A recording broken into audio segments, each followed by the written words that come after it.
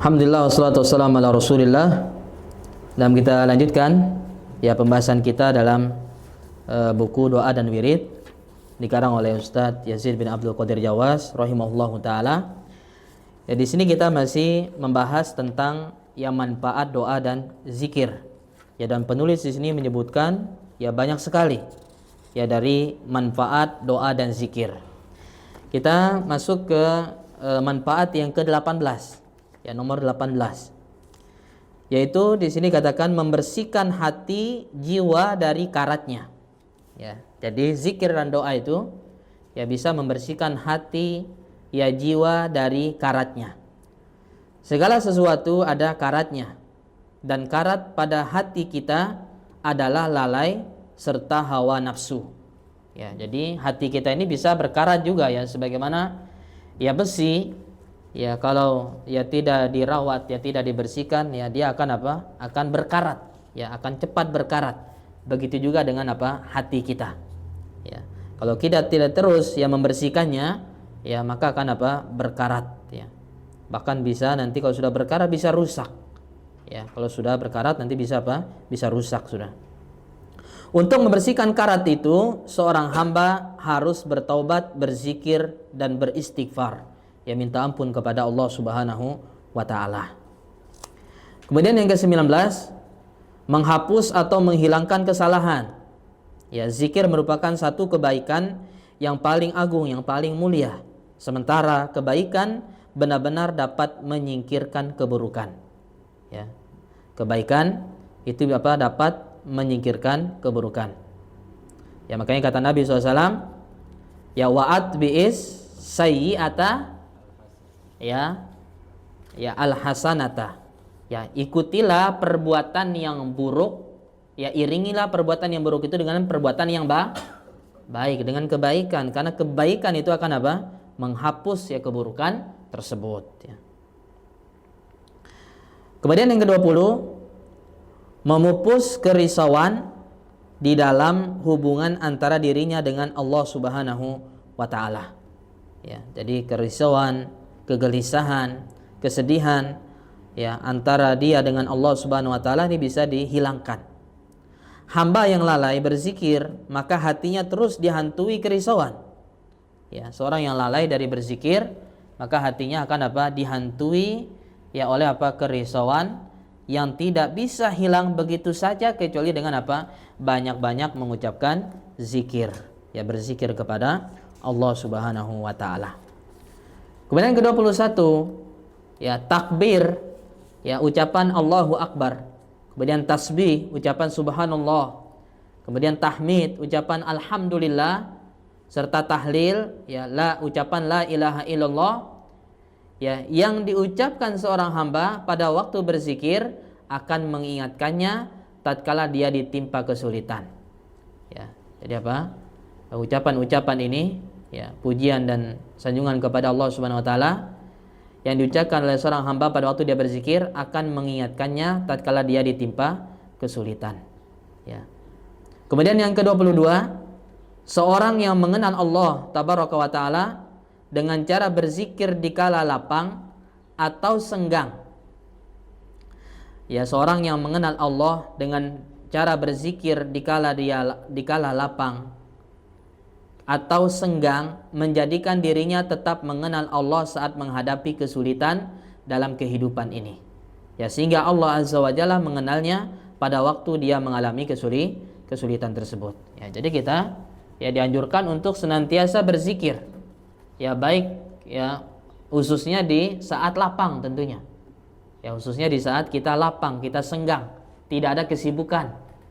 Hendaknya kita manfaatkan dengan berzikir kepada Allah Subhanahu wa taala. Maka ketika dia nanti di kondisi sulit, di kondisi sibuk, karena dia sudah terbiasa berzikir kepada Allah Subhanahu wa taala, maka maka tidak sulit bagi dia untuk berzikir kepada Allah, tidak berat. Karena dia sudah membiasakan dirinya dengan banyak-banyak berzikir kepada Allah Subhanahu wa taala. Dengan dia berzikir kepada Allah di saat lapang, maka Allah akan mengingat dia ya di saat dia sulit nanti. Ya, ketika di saat senang dia tetap berzikir kepada Allah, tetap dia ingat dengan Allah, Rabbnya. Ya, tetap dia mengingat Allah Subhanahu wa taala, maka di saat ya suatu saat kalau dia susah, dia keadaan terhimpit, ya butuh kepada pertolongan, maka Allah akan mengingat dia. Allah akan tolong dia dan Allah akan bantu dan Allah mudahkan segala urusannya, ya. Kemudian yang ke-23, berzikir kepada Allah Subhanahu wa taala ibarat benteng yang kokoh. Ya, jadi zikir ini ibarat ya benteng yang sangat kokoh dari keburukan-keburukan dunia dan keburukan-keburukan akhirat. Ya, keburukan-keburukan yang didapatkan di dunia atau keburukan-keburukan yang didapatkan di akhirat nanti. Dia akan menjadi benteng. Sekaligus bisa menyelamatkan diri seorang hamba dari azab Allah yang sangat pedih. Ya, zikir ini akan menjadi benteng dia dari azab Allah Subhanahu wa taala. Demikianlah sebagaimana dinyatakan oleh Muaz bin Jabal radhiyallahu anhu. Kata Muaz bin Jabal radhiyallahu an, "Ma syai'un anja min azabillah min zikrillah." Ya, kata Muaz bin Jabal, tidak ada ya amal anak Adam yang lebih ya dapat menyelamatkan ya seorang dari azab Allah daripada daripada zikir kepadanya. Jadi tidak ada sesuatu yang ya lebih dapat ya menyelamatkan seorang hamba dari azab Allah Subhanahu wa taala daripada berzikir kepada Allah Subhanahu wa taala. Nah, kemudian yang ke-24, zikir dan doa menyebabkan turunnya ketenangan dan datangnya rahmat Allah Azza wa Jalla, serta para malaikat mengelilingi orang-orang yang berzikir sebagaimana disabdakan oleh Nabi sallallahu alaihi wasallam. Ya, sebagaimana dalam hadis orang yang menuntut ilmu di masjid, ya orang yang duduk di majelis ilmu, ya yang mana majelis ilmu itu adalah halaqah zikir, ya halaqah zikri. Ya, yang mana menuntut ilmu ini termasuk termasuk zikir, bahkan sebaik-baik zikir. Ya, dia menuntut ilmu. Maka ketika dia duduk di majelis ilmu, maka akan turun ketenangan. Kemudian datang rahmat Allah Subhanahu wa taala. Kemudian malaikat akan mengelilinginya, ya. Dan seterusnya dari keutamaan-keutamaan ya orang yang berzikir, orang yang menuntut ilmu. Kemudian yang ke-25, zikir menyibukkan lisan agar tidak berbuat ghibah, adu domba dan dusta. Ya, dengan lisan kita senantiasa berzikir, maka tidak ada kesempatan bagi lisan itu untuk ghibah. Ya, kalau disibukkan ya dengan dengan berzikir. Ya, sehingga tidak ada kesempatan bagi bagi lisan ini untuk ghibah, untuk adu domba atau untuk berbohong. Ya. Maka disibukkan, makanya Nabi SAW disebutkan ya lisan beliau itu senantiasa basah dengan berzikir kepada Allah Subhanahu wa taala, senantiasa sibuk. Ya, bahkan disebutkan Nabi itu senantiasa berzikir dalam setiap keadaan. Ya, ketika beliau berjalan, ketika beliau duduk, ketika berdiri, ya, berbaring dan seterusnya, beliau tetap senantiasa berzikir kepada Allah Subhanahu wa taala, sehingga enggak ada kesempatan untuk ya perbuatan-perbuatan yang ya keji, ya, perbuatan yang tidak baik. Juga melakukan kekejian maupun kebatilan. Ya. Jadi kalau disibukkan dengan berzikir kepada Allah, maka tidak ada kesempatan untuk berkata yang keji atau berkata yang batil. Kemudian kata penulis, selayaknya seorang hamba ketika mengucap perkataan yang baik, ketika mengucap perkataan yang baik atau dia diam. Di seorang hamba itu ya, maka dia ada dua pilihan. Dia boleh berbicara tapi dengan pembicaraan yang baik, yang mendatangkan ridho Allah Subhanahu wa taala. Ya, tapi kalau dia tidak mampu ya berbicara dengan pembicaraan yang baik yang mendatangkan ridho Allah Subhanahu wa taala, maka kata Nabi hendaknya dia diam. Kata Nabi, man kana yu'minu billahi wal yaumil akhir falyaqul khairan aw liyasmut. Siapa yang beriman kepada Allah dan beriman kepada hari akhir, maka hendaknya dia berkata yang baik atau dia diam saja. Atau dia diam saja. Dia harus, kata penulis di sini, dia harus menjauhkan ghibah, ya, membicarakan aib orang lain, juga dusta, menghasut, berkata keji, memfitnah dan hal-hal lain yang diharamkan oleh Allah Subhanahu wa taala. Oleh karena itu, dia harus membersihkan lisannya dengan banyak berzikir kepada Allah Subhanahu wa taala. Siapa yang membiasakan lidahnya berzikir, maka dia akan lebih terjaga dan lebih selamat dari kebatilan. Ya, jadi orang yang rajin berzikir dia akan lebih selamat, ya, dari penyimpangan, ya, dari kesesatan. Ya, kalau dia sering berzikir kepada Allah. Sebaliknya orang yang jarang berzikir, ya, lalai, maka dia akan lebih mudah, ya, terjerumus ke dalam kebatilan, penyimpangan dan kesesatan, ya. Namun siapa yang lidahnya tidak pernah mengenal atau malas berzikir, maka kebatilan dan kekejian pun banyak terucap dari lidahnya, ya. Nah, kemudian yang ke-26, majelis zikir adalah majelis para malaikat. Ya, orang-orang yang berzikir, ya, maka ini adalah majelisnya para malaikat. Sedangkan majelis kelalaian dan permainan adalah majelisnya syaitan. Ya, tempat duduknya syaitan. Orang yang lalai dan bermain-main, disitulah tempat duduknya syaitan. Sedangkan orang yang berzikir, disitulah tempat majelisnya malaikat. Ya, malaikat akan duduk di situ, akan mengelilingi mereka, orang-orang yang berzikir kepada Allah Subhanahu wa taala. Maka hendaknya setiap hamba memilih mana yang lebih disukai dan diprioritaskan untuk diikutinya. Mau ikut yang mana sekarang? Majelis zikir atau majelis kelalaian dan permainan? Sebab secara tidak langsung dia telah menentukan siapa temannya di dunia dan temannya di akhirat. Ya. Dengan dia memilih siapa teman duduknya sekarang, ya, di mana dia bermajelis, maka seakan-akan dia telah menentukan, ya, temannya di dunia dan juga di akhirat kelak. Ya. Maka pandai-pandainya memilih memilih majelis. Ya, memilih teman, ya, di mana kita duduk, ya, di mana kita bermajelis. Nah, kemudian yang ke-27, para malaikat selalu memintakan ampunan kepada Allah Subhanahu wa taala bagi orang-orang yang berzikir. Itu senantiasa mintakan ampunan, ya, kepada Allah Subhanahu wa taala bagi orang-orang yang banyak berzikir kepada Allah. Di samping itu, banyak berzikir akan bisa menghindarkan diri seseorang dari sifat nifak, munafik, ya. Dengan dia berzikir kepada Allah, maka dia akan selamat dari kemunafikan, ya, sifat munafik yang keji. Kemudian yang ke-28, dengan berzikir kepada Allah Azza wa Jalla, hati pelakunya akan merasa bahagia. Ya, dengan berzikir maka hatinya akan tenang, nyaman, ya, bahagia. Begitupun orang yang dekat dengannya. Ya. Orang-orang yang datang, ya, kepada orang yang berzikir, dia juga akan menjadi tenang juga, nyaman juga.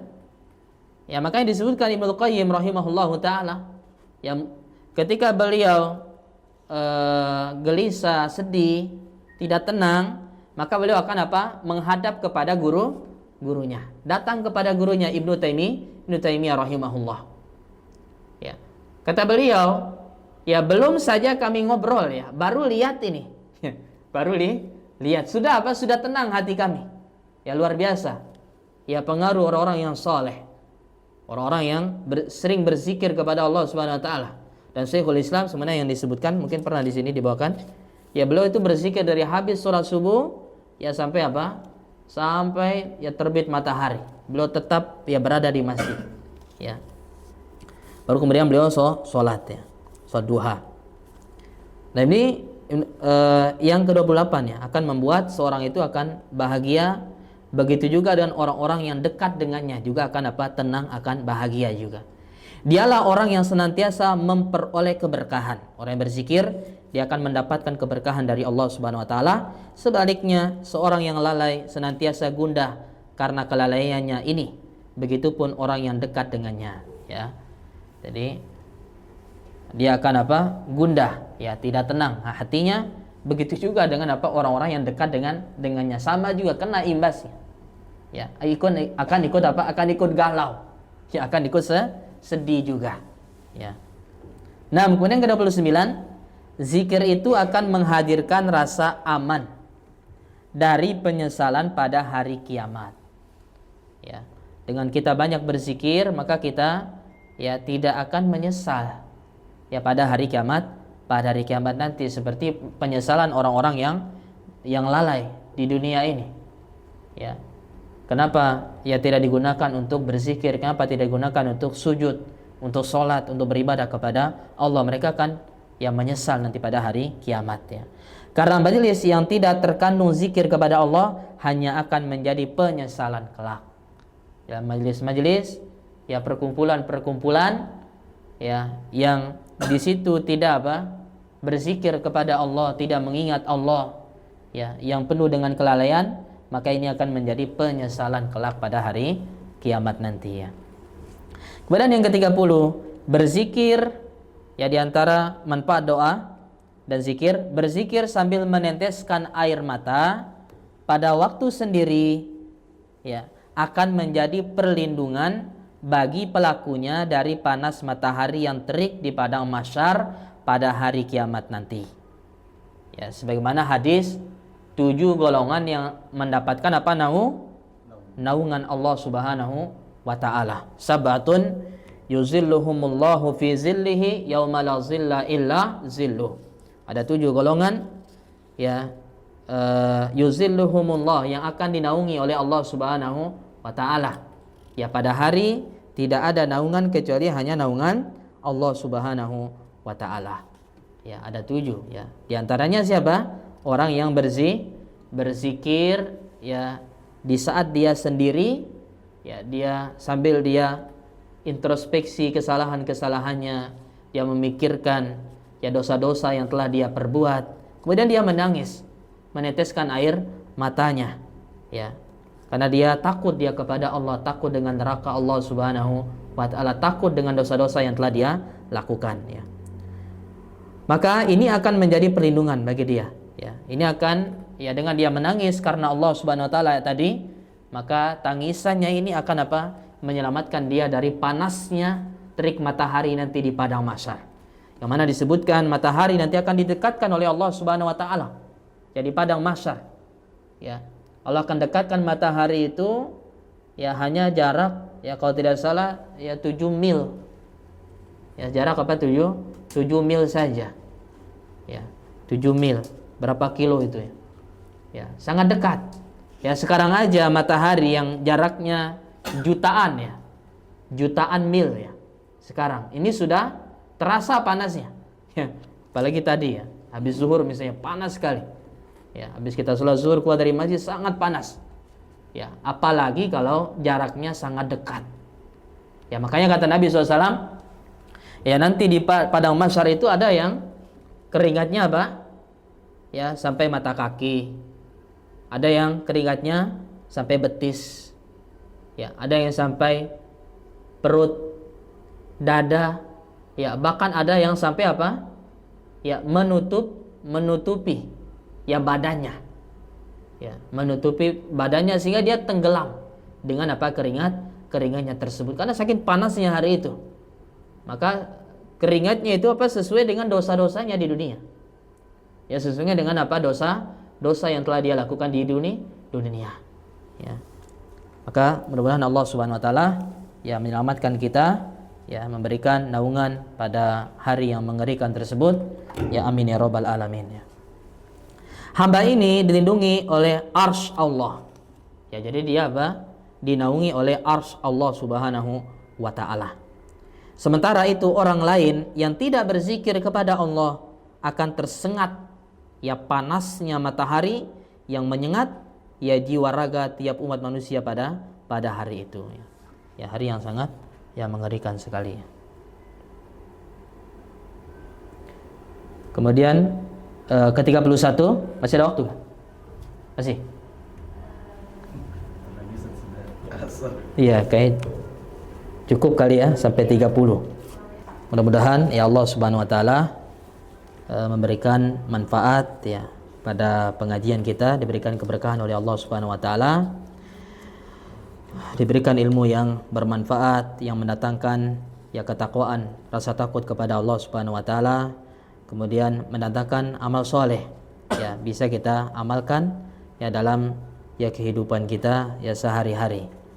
Kemudian kita tidak lupa juga minta kepada Allah Subhanahu wa taala agar diberikan keistiqomahan ya keteguhan dalam kita ya beragama, dalam kita berpegang dengan Islam, berpegang dengan sunnah-sunnah Nabi Sallallahu Alaihi Wasallam ya sampai kita menghadap ya bertemu dengan Allah Subhanahu Wa Taala kelak ya. Amin ya Rabbal Alamin. Demikian yang bisa kita sampaikan, bisa kita ambil pada kesempatan ini.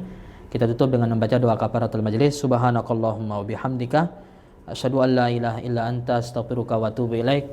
Wa sallallahu ala nabiyyina Muhammad wa ala alihi washabihi wasallam. Wa akhiru da'wana alhamdulillahi rabbil alamin. Wassalamualaikum warahmatullahi wabarakatuh.